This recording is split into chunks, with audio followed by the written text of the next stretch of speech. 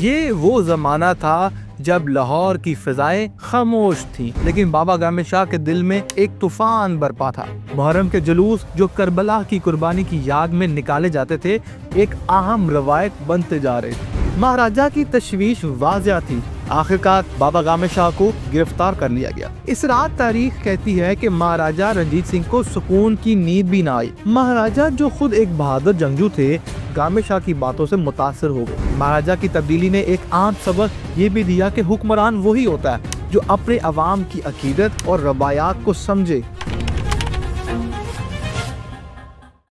Stories Qasim में खुशामदीद। मैं हूँ आपका होस्ट कासिम अब्बास।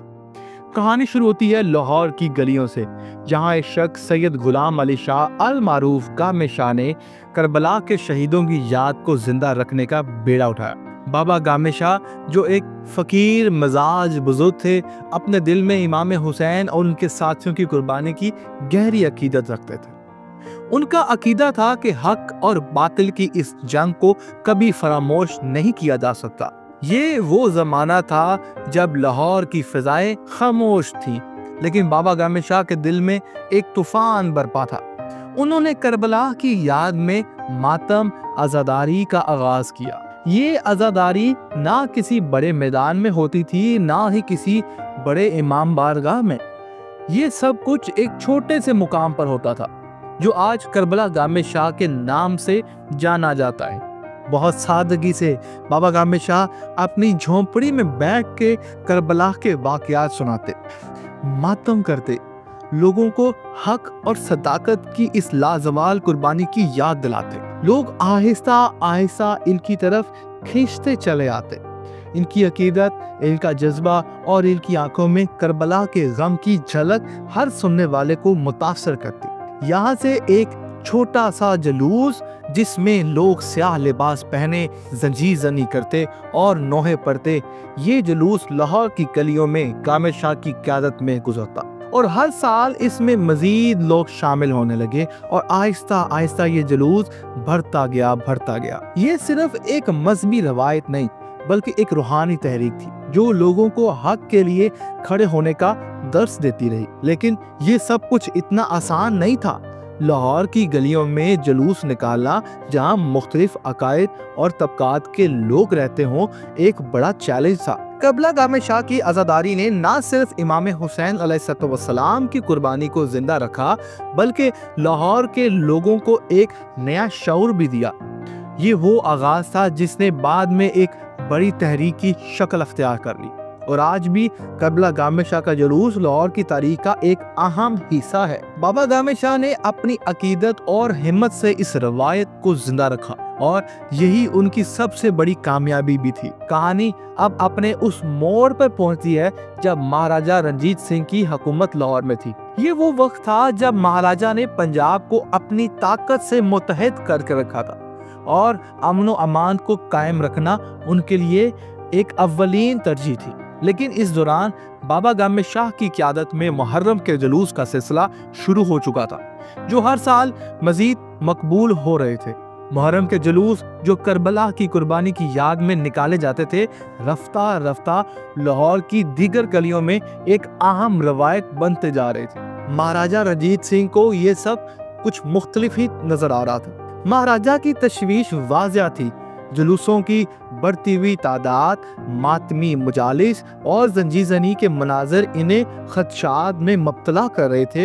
इन्हें खौफ था कि ये जुलूस अवामी जज्बात को भड़का सकते हैं, और कहीं ये जज्बात हुकूमत के लिए कल को मसाइल न खड़े कर दें। आखिरकार बाबा गामे शाह को गिरफ्तार कर लिया गया। ये गिरफ्तारी सिर्फ एक शख्स की नहीं थी, बल्कि एक पूरी तहरीक को दबाने की कोशिश थी। गामे शाह जो करबला के गम की अलामत बन चुके थे और अब कैद में थे, इनके पैरोकार मायूस थे, लेकिन उनका जज्बा कमजोर नहीं हुआ। महाराजा ने ये कदम शायद नज़्मो ज़ब्त को बरकरार रखने के लिए उठाया था, लेकिन वो इस गिरफ्तारी के असरात को पूरी तरह से नहीं समझ सके। जुलूस हर तरह से जारी और सारी रहे। इस रात तारीख कहती है कि महाराजा रणजीत सिंह को सुकून की नींद भी ना आई। वो मुसलसल बेचैन रहे। इन्हें अजीब व गरीब ख्वाब आए। जो उनके दिल में खौफ और बेसुकूनी मजीद पैदा करती जा रही। ये वो लम्हा था जब महाराजा को एहसास हुआ कि शायद उन्होंने एक ऐसे शख्स के साथ ज्यादती की है जो अपनी अकीदत में मुखलिस था और किसी किस्म की बगावत या तशद्दुद का इरादा ही नहीं रखता था। सवाल ये है कि क्या महाराजा अपनी ये गलती सुधार सकेंगे? क्या गामे शाह और इनके जुलूसों को दोबारा वही आज़ादी मिलेगी? महाराजा जो अपनी हुकूमत में मजहबी हम आहंगी के कायल थे, उन्होंने फैसला किया कि वो खुद बाबे गामे शाह से मिलके उनके अकायद और इनके जुलूसों की हकीकत को समझने की कोशिश करेंगे। अगले दिन वो अपने मशीर सैयद अजीजुद्दीन को साथ लेकर करबला गामे शाह की तरफ से होते हुए गामे शाह की कैद तक पहुंचे। ये मुलाकात किसी आम कैदी और बादशाह की मुलाकात नहीं थी, ये दो नजरियात का टकराव था। महाराजा ने बाबे गामे शाह से सवाल किया, तुम क्यों जुलूसों का इनेकाद करते हो, ये क्यों हंगामा करते हो? बाबे गामे शाह ने, जिनकी शख्सियत में वकार और सुकून था, नरमी से जवाब दिया।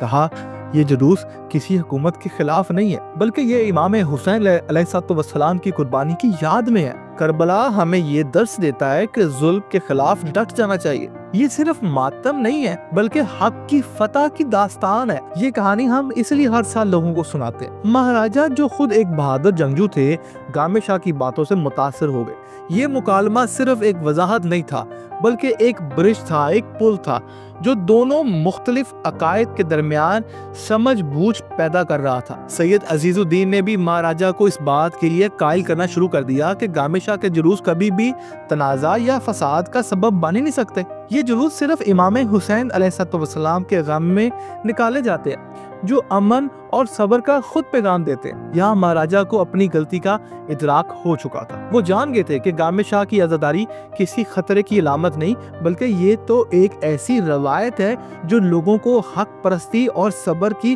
तालीम देती है, उसकी तरफ कायल करती है। सवाल ये था कि क्या महाराजा अपने अगले कदम से इस गलत फहमी को मुकम्मल तौर पे मिटा भी सकेंगे? कहानी अब तकरीबन अपने इत्तिदाम की तरफ बढ़ती है, लेकिन ये इत्तिदाम सिर्फ एक वाक़े का नहीं, बल्कि एक तहरीक की फतह का ऐलान है। महाराजा रंजीत सिंह, जो पहले मुहर्रम के जुलूसों को रोकने के लिए सख्त रवैया अपनाए हुए थे, अब हकीकत के करीब आ चुके थे। बाबे गामे शाह से मुलाकात ने इन्हें ये समझा दिया था कि ये जुलूस ना तो किसी बगावत का हिस्सा है, ना ही इनसे इनकी हुकूमत को कोई कल को खतरा हो सकता है।